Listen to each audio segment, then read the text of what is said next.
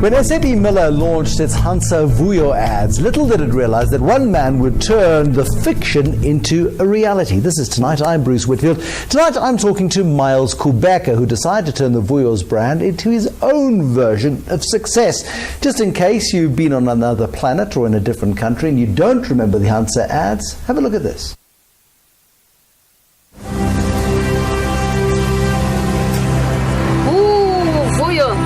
Such a big dreamer.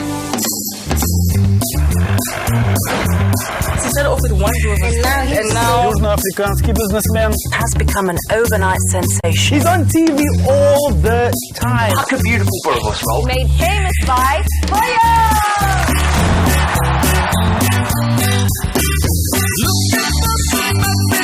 Nobody dreams ordinary, so I drink ordinary beer.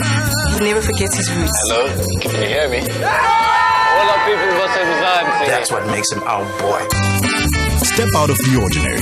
Hansa, refreshingly different.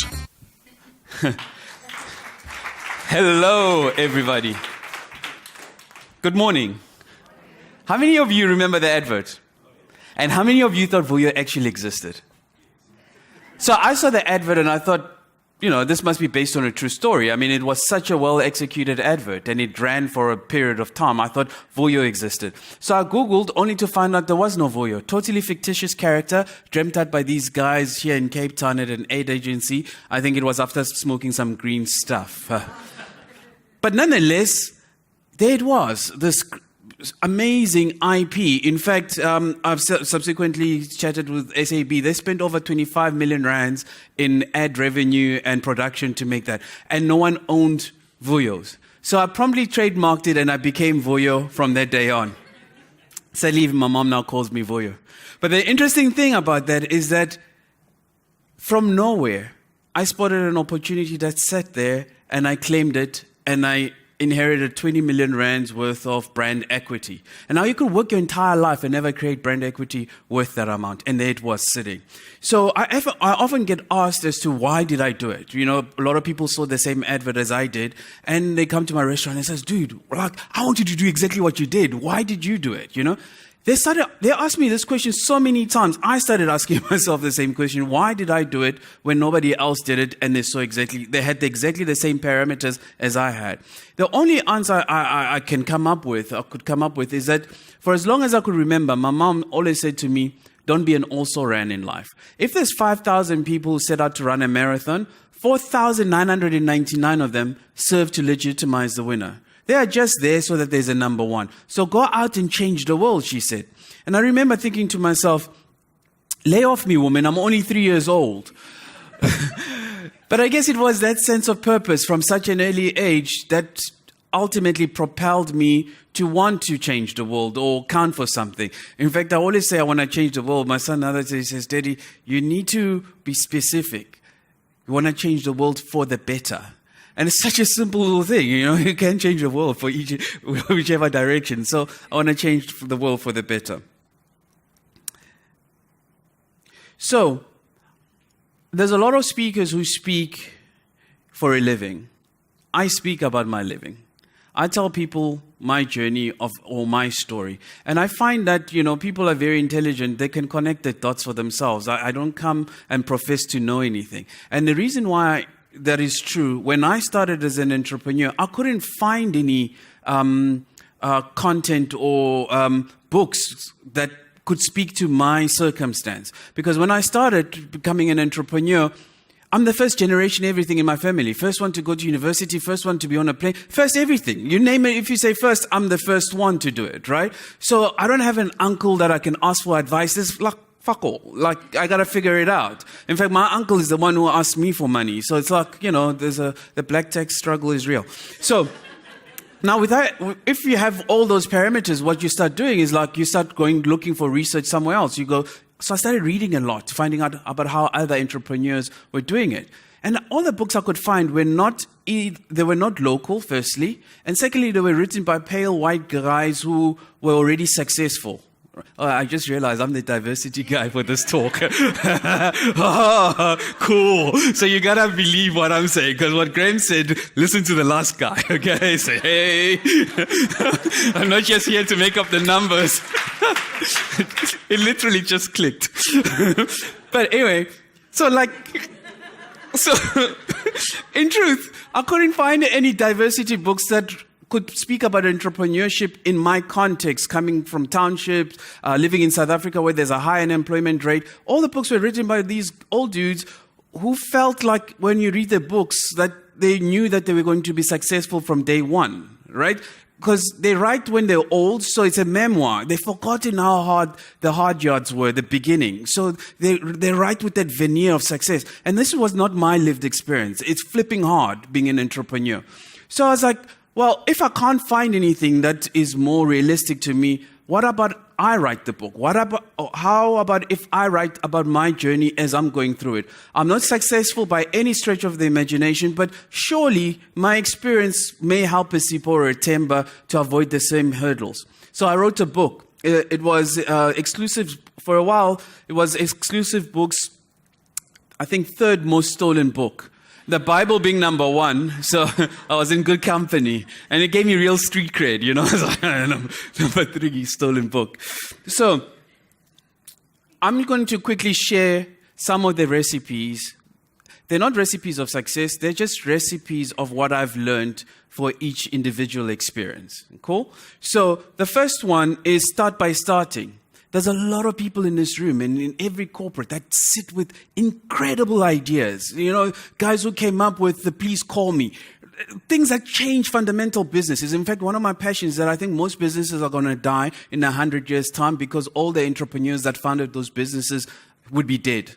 Once a company starts cruising on autopilot and it's got over 5,000 or 10,000 people and the original guy who started it is not there, you lose that spark, that sense of purpose, that energy, because everybody else is just an MBA rocking up and doing, no offense to the MBAs, because, you know, they don't work for me too. So, but the point is, you need that level of entrepreneurship to continuously be sparked in your businesses. And that's why I speak about what I speak and why I speak to it to corporates, because it's very easy to get corporatized. And there's just people just stamping, you know, there's no purpose of why you're doing. And more importantly, there's no one willing to start anything. In fact, more importantly, there's no one who knows how to start anything, right? Because the guy who started everything is dead, is long gone. Everybody else just is perpetuating that start, right? So most important thing about anything, idea, getting it to the next level, is start by starting. It sounds simple, but it's one of the hardest things to actually achieve in practice, and I'll show you why. So how we started, now that I own the trademark Vuyo, I was like excited. I got this banner. That's all I had, a banner. I was working at Microsoft at the time, and I saw the advert, trademarked it, got the banner, and I went to the local Fourways farmers market, and I started selling boerewors. It was my mom's recipe for the chakalaka, and that's all I had. And a grill. And the interesting story about the grill is that we bought it on that day. So we rock up at the market and we realize, damn, they've given us a wooden trestle table. And we got this grill that is a flat, you gotta put it on something. Oi. So, you know, grill, cook with fire, wood, not a good combination. So we pick up one of those, those concrete slab stones, the path stones, we put it between the grill and the table. And that worked great for the first 3-4 weeks. Week number 5, Peter, the guy in the picture, turns around to me and says, Miles, we're on fire. I go, I know, look at the crowd, right? We're running a crowd 50 deep. He goes, no, we're on fire. It turns out he forgot to put the concrete slab between the grill and the table was actually burning right through. And the heat was so big now, it was melting the shade netting. Right? So creating a natural vortex, so the fire is going higher. And I'm running a queue. And first time I'm looking on the ground, I'm like, oi, whatever. And I realize the floor is made out of wood chips. No fire extinguisher, nothing. First thing you discover as an entrepreneur is Jesus. Because for the life of me, I can't tell you why we didn't burn down the market. I could see the headline, Vuyo burns down Fourways Farmers Market, and we didn't. And I've got no good reason for that. So, the next video shows you what it actually takes to start. Oh, before that, Oh, by the way, these are my new slides. I'm quite excited about them. I did them just for you guys, and I kid you not. The interesting thing about the slides, I'm working on a recipe book, a real cookbook. So all the pictures you're going to see are actually pictures from the cookbook. So this is the video. We shouldn't be up here, Drac. Who's ready to fly? Me, like a superhero. Better, like a vampire. I don't know about this. He's half human. Maybe the kid isn't supposed to fly. Quiet. This is how they learn. You throw them and they figure it out. It's how I was taught. I want to fly now. The bat. You know Grandpa's right here if you need him. I can't watch this. Please don't. Here we go!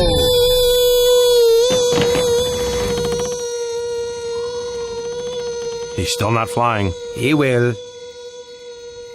Still not. It'll happen. This is a tall tower. That's why it's good.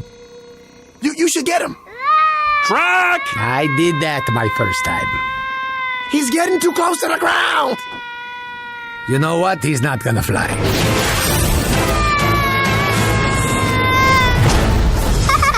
Again! And that's the truth of starting anything. So all of you guys in here or in a corporate environment, everybody's got great ideas, but everybody goes to bed with those ideas because everybody's afraid to jump, is afraid to be made fun of. And you know what? Because the circumstance lends itself that no one is willing to put up their hand, all good ideas literally go to bed with those people every day. Until one day they wake up and they say, "Bugger this," and they go into their garage and they start creating a competing product that could have been easily done within the same company. Point is, at some point, people need to jump.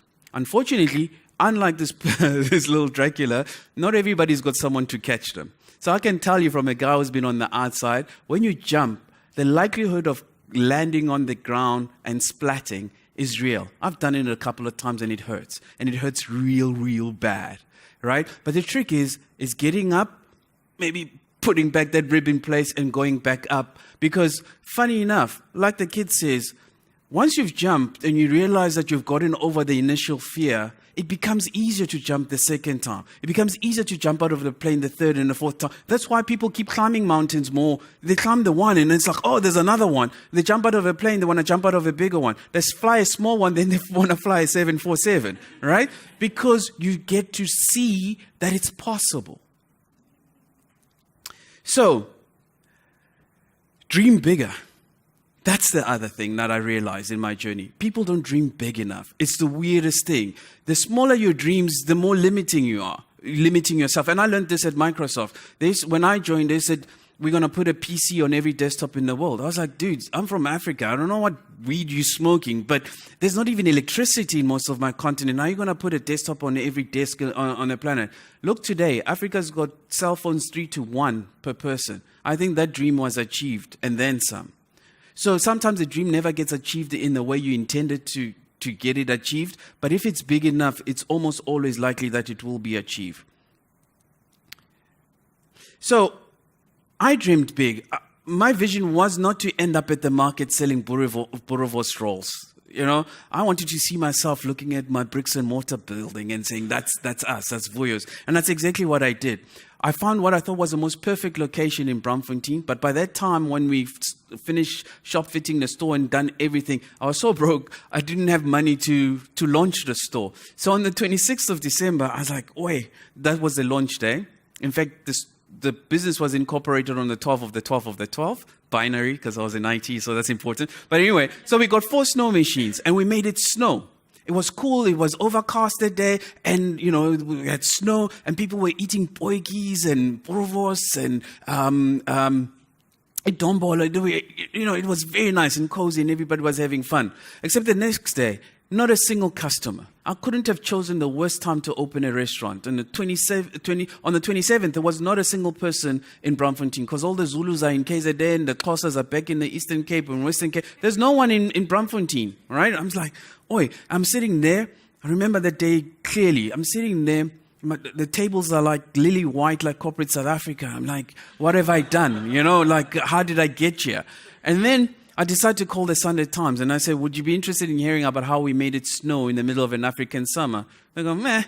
So I decided to write the article for them. I wrote the whole thing. I wrote, it was amazing, used big words, put the journalist's byline, PDF emailed the document to him. He called me back with a smirk on his voice. He asked me 1 or 2 questions. At this point, I'm thinking we maybe make it to page 189 on the Sunday Times, and it's a very thin one in December. And that was the picture I put in, and we made it to the front page of the Sunday Times the other day. I don't know if you can see, there's a little bullet point at the corner there. That's what the journalist actually wrote. The rest of the article I wrote myself. But the part he wrote was the most important part, because he actually did some investigative journalism, because he called SAB and said, there's this dude who's taking your brand and he's doing this. What do you guys think about it? And they're like, oh, well, if he's got the kahunas, good luck to him, kind of thing. And I learned a very important lesson there, that in life it is often better to ask for forgiveness than it is to ask for permission. Because had I asked for permission, they would have probably said no. But now that I had done it, they kind of didn't have much to go on. And then the second thing I learned was that most journalists often write negative stories because they don't have to go look for negative stories. Nkandla just lands on your lap. But good stories, you got to kind of work at it and make his job as easy as getting the bad stories. And once you go into this media cycle and everyone just kind of picks up your story because all the other guys are equally lazy. So before I know it, I was in this media cycle. I was actually Vuyo, and it had some really cool stuff that came out of that. I mean, I remember I was doing this one outdoor event. These 2 blonde girls run up to me and they go, are you Vuyo? I go, yeah. They go, will you autograph our boobs? I was like, yeah, rock star. I was like, yeah. So I was on radio and TV and doing all sorts of cool stuff, meeting really interesting people. That's Richard Branson to you guys, Rich to me. I don't joke. He just sent me a copy of his latest book, autobiographed, and sent it to me. So it's like some really cool perks. I'm going to skip some of these slides just due to time, because I want to tell you this part. I've got 4 minutes left. Yeah. So doing good is good business. I want to tell you, we live in a country where 50% of our youth is unemployed, 60% of which are girls, and only 10% of all school leavers will find a job. At face value, this statistic is real and it's shocking. But for me as an entrepreneur, I always see this as a great opportunity, that I live in a country that's got this abundance of natural resource. All I have to figure out is, how do I augment my business to exploit? And I use words like exploit because this is a business. I need to find ways of making my business that I can incorporate this landscape. And that's exactly what I started doing. I realized that the best business model is the franchise business model. The problem with it is that it's too expensive and there's a high barrier of entry. A KFC costs $6 million, 3 million rands of which must be unencumbered cash. You must have that in cash. So those guys are never going to be in a position to own a KFC. And yet that's the business model that we want, where people have already taken the risk out of that business so that someone else can come in and just run it and grow it. But if it's $6 million, it's perversely keeping people out. So after I studied these models and I studied them, I realized actually I was gifted the best business, because Vuyo starts off with a cart. And then if you build enough carts, at some point you can use that capital to move you up to a food truck. More food trucks use that capital to get to a bricks and mortar business, right? Makes sense. And that's exactly what we did. We started getting phone calls from a chap like him who's selling burgers outside a school somewhere. You can't really see him. He's from Limpopo, so he's a bit dark. Anyway, but we don't interview for anything but attitude, because the rest you can teach. We're not working with rocket science, even though we do work with gas. So we'll pull him in, train him on how to do the basic customer service and all of that. And before you know it, he's doing 40 to 50 grand outside a retail store from nowhere. We became victims of our success. We were so good at doing this that the retailers started realizing that, hang on, 50 grand times 12 months, he could take all that money, take his whole family overseas if he puts his own staff out there. So life sometimes, claps you. So in our quest to turn Vuyopreneurs into Vuyonaires, we moved on. We innovated. we discovered that food trucks were actually a better model, because when you're selling outside on those carts, you're sitting in the sun all day, and there's many variables that you can't control, weather and all sorts of stuff, stock. But with a food truck, guess what? You get paid in advance because you start doing corporate clients, right? And that was so cool. The downside of these VW combis, as you'll see, is that as hipster cool as they are, and VW stands for Vuyo's Vors, of course, is that those Volkswagens used to break. Because they're from 1946. They break even when they're standing still. So what I would do is, like, if a client like Standard Bank says, no, they want to do an outdoor event, come and, the team building thing, we'd say to the client, we like to bring our vehicles the day before, the evening before, because, we like to make sure to recon the site and know, and I'll give them the spiel, BS, like I'll give it to them late thick, and they're like, oh, these guys are so professional. Meanwhile, I just needed to come in the dark with a flatbed truck to deliver my food truck. And the next day, after they had one or two drops, it didn't really matter. So this was the 702 Walk the Talk event about 3 years ago. I started an association of the mother truckers. All those trucks to my right are like R1 million truck each. Mine was 150K, and that's our queue. And they don't stand in a queue that long to get to the front and ask for one buri. On average, you're selling 4, and it's not a 20 Rand buri roll, it's a 65 Rand buri roll. Right? The only time you see black people in a queue that long is when it's voting day. Unless, of course, in the front of a Vuyo's truck. So, I'm going to end off on this slide and tell you something that's really, really important. That failure is an option. The days are gone where companies used to say, failure is not an option, Six Sigma, you must be perfect. You must embrace failure. You must want to have an organization where failure can happen. And I know it sounds so esoteric, but that stuff is real. The sustainability of business going forward is the willingness to take risk. And I'll tell you, when I closed my Braamfontein store, whereas 2 years before I was on the front page of the Sunday Times, 2 years later I was locking it out for the last time because I had spectacularly failed. Well, I like to rephrase it. I had spectacularly learned. And I moved my restaurant to Soweto, a place where I thought I didn't want to go because everybody's in the northern suburbs. That's where I want to be. Let me tell you to you this way. In Soweto, my restaurant does more in one weekend in turnover than my Braamfontein store did in a month. Now, had I failed and quit with Braamfontein, I would have never known that it was possible to still achieve my goal, perhaps in a different way. So one of the key lessons I've learned is that life, failure is actually, we need to reframe it. Failure is pivoting. It's life pivoting you. It's course correction. Life sometimes course corrects you because you're on the wrong path. And if I look back, all those pivots have turned out to be the most pivotal parts of my journey. And I believe everybody in this room has a story to tell. So let's not sit here with our dreams and go to bed and sleep with our dreams and not share them. The world needs them. More importantly, South Africa needs them. Because if we want to solve all that unemployment and all those ills we currently face, we're not going to be doing it with the same corporates doing the same thing. We need to start thinking out of the box. And my final slide, which I'm going to, it's my brag slide. It's this one. Oh, can I go back? Yeah, this one. Cool. It's been wonderful. I also got to listen to the talented Miles. Wow, what a powerful story. A lot of young people can learn from that, and a lot of old people can learn from that. And the trick is learn. Thank you very much. Wow.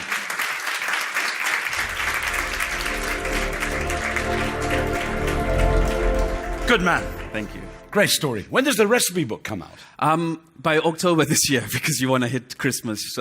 So yeah. And it's a business story recipe book based on food and business principles. You know what I've discovered? Food is the most amazing thing that brings people together. And one of my frustrations about South Africa is that, you know that after your national flag, your national anthem, your food, your cuisine is the third most important thing that defines you as a nation.